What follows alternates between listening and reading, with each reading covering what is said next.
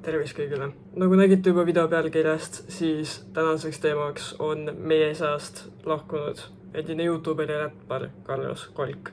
See video tuleb ilmselgelt väga palju tõsisem kui mu eelmised videod, kuna ma räägin siiski inimesest, kes enam meie seas ei ole, aga seetõttu ma tahan teha paar disclaimerit enne, kui ma videoga alustan. See video ei ole mitte kuidagi mõeldud olukorra nii-öelda ärakasutamiseks. Mina ei teeni nendest videotest rahaliselt mitte midagi. Enamusi video ma teen niisama lihtsalt meelelahutuseks ja naljaks vaatajatele. See video aga on mõeldud info jagamiseks ja üleüldiselt juhtunud sündmuse levitamiseks, et Eesti vanglasüsteemis toimuksid vajaminevad muutused ja või ümberkorraldused. Sest et terve see sündmus, mis toimus, oleks võinud vabalt ära jääda. Nii et teage ette, et see video on palju tõsisema tooniga. Esimest korda elus ma teen videole ka korraliku skripti, sest ma tahan olla kindel, et ma ei sõnasta midagi kogemata valesti või häirivalt. Viimaseks avaldan ka sügavat kaastunnet Carlose tuttavatele, pereliikmetele ja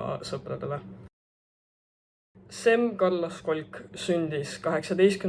jaanuaril 2001. aastal. Tema varasest elust ei ole avalikkuses hetkel väga palju infot. Isegi ta sünnikuupäeva pidin vanades Facebooki postitusest üles otsima. Aga me teame, et oma esimese YouTube'i video Carlos Kolgi nimelisel kanalil postitas ta 16. detsembril 2013. aastal. Videos on kujutatud klassitäis õpilasi, kes on ilmselgelt väga väsinud ja igavlevas seisus. Need tuleb appi siis nii-öelda päästeingel, kes tuleb ja tõstab muusika ja tantsimisega nende kõikide tuju. Carlos ise otseselt selles videos ei osale, teda ei ole videos näha, aga see-eest on ta kaamera taga filmimas. Peale seda postitas ta veel 2 videot, millel just eriliselt hästi ei läinud, kuid oma esimese suure edusammu YouTube'is tegi ta lauluga Vaata ette. Laulu muusikavideo sõnad ja vokaalid tegi ta kõik ise alles 13-aastaselt. Tänaseks on sellel videol 646 000 vaatamist ja 256 kommentaari ja see on ka Carlose kanalil kõige vaadatud video. Umbes 2 aastat hiljem hakkas ta tegema enda kanalil ka igasuguseid challenge videoid ning liitus YouTube-idega 2016. aasta juulis. Muusikaga jätkas ta samuti edasi ning 16. novembril 2016 lasti välja koos Martin Slapinsi ja Carlose venna Kaspar Kolgiga tehtud laul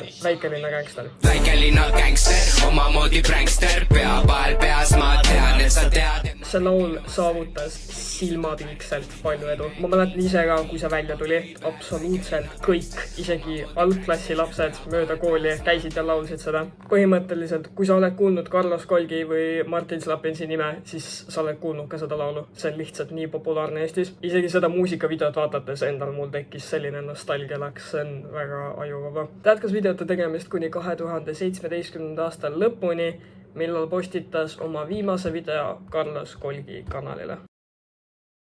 Kõige esimene süüdistus, mis ma leidsin sotsiaalmeedias, tehti 11. mail 2017. aastal YouTube'is kasutaja Ilmataadi poolt videos, mis kannab pealkirja Carlos Kolk ja Sniff on narkarid. Sniff on üks Carlose sõber, kes on ilmunud mitmeid kordi tema videotes, näiteks Pringlesi challenge'is ja ühes Q&A's. Ilmataadi videos jagab ta screenshot'e gruppidest ja postitustest, kus on pidevalt mainitud kanepit. Näiteks screenshot grupi pealkirjast Leigipoisid peale, mille tähendust Ilmataad seletab kui Leigipoisid tähendab arvatavasti kanepi nii-öelda pleisijaid ning peale tähendab nii-öelda peale tegemist, mis on släng kanepi suitsetamise jaoks. Lisaks on ühe Carlos Kolgi vana postituse all captionis kirjas inglise keeles tõlgituna. Me ei suitseta kanepit, et reaalsuse eest põgeneda, me suitsetame kanepit, et reaalsust rohkem nautida. Lisaks umbes aasta aega hiljem Carlose 17. sünnipäevalt viidi haiglasse alkoholimürgituse tõttu 2 alaealist tüdrukut. Erinevates kohtades on ka mainitud, et umbes samal ajal olevat Carlos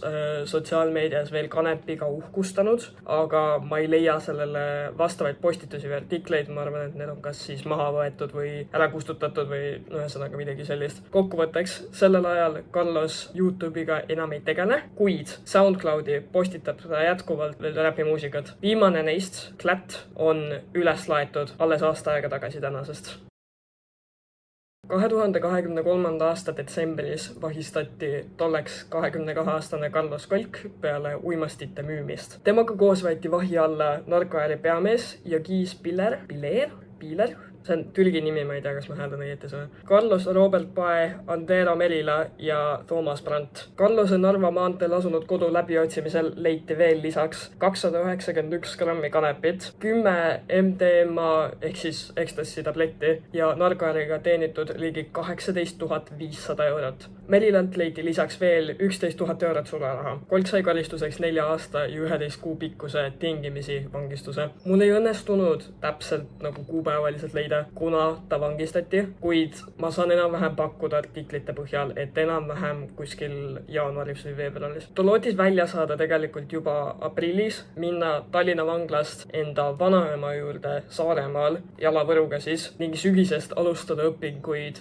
arvutiasjandustega. Aga Kolgi peale räägib, et asi jäi venima eelnevalt mainitud narkoäri peamehe pärast siis. Lõpuks seati Carlose vabastamiskuupäevaks 8. juuli, milleni ta kahjuks ei elanud. 22. juuni ööl kell 2.50 leiti Sem Carlos Kolk oma vanglakambrist surnuna. Kohe peale Carlose äkilist surma ei avalikustatud detaile sellest, kuid juhtunut hakati uurima kui tapmisena. Nimelt, Carlos polnud enda vangikongis üksi. Temaga koos oli seal 25-aastane Marek Madisoo. Madisoo kriminaalne taust koosneb vägivallatsemisest juba koolieas, mistõttu tema haridustee lõppes 7. klassis, grupiviisilisest röövist, võimuesindaja ründamisest, vangla madratsi süütamisest, lubadeta sõitmise ning veel paljudest vägivallaga seotud juhtumitest. Hiljuti avalikustati, et Carlos tapeti une pealt terava esemega tehtud löögiga unearterisse.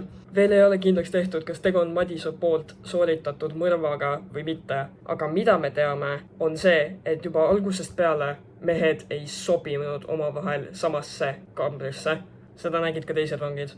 Mõlemad, Carlos ning Marek, tegid pöördumisi, mitte pöördumise, vaid pöördumisi ümberpaigutamiseks või uue kambrikaaslase andmiseks. Vangla ütles selle peale, et kõik on korras. Vangla lubab juhtunut sügavalt analüüsida, sest ilmselgelt kuskil on eksitud, ütleb Enar Pehk, vangla direktori asetäitja. Ta lisas intervjuus veel, et kui meil oleks väikegi infokild võimalikest ohtudest, oleks me viivitamatult sekkunud. Me peame peeglisse vaatama, kas ja kus me eksisime.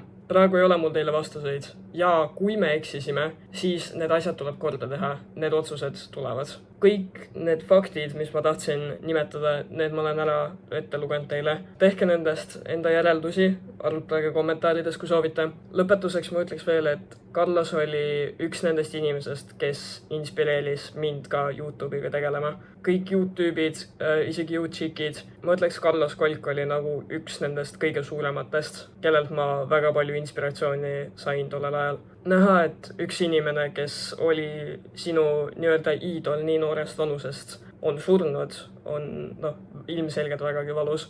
Ma ei võrdle seda kuidagi ilmselgelt sellega, mida tunnevad need inimesed, kes Carlost päriselt teavad ja tunnevad.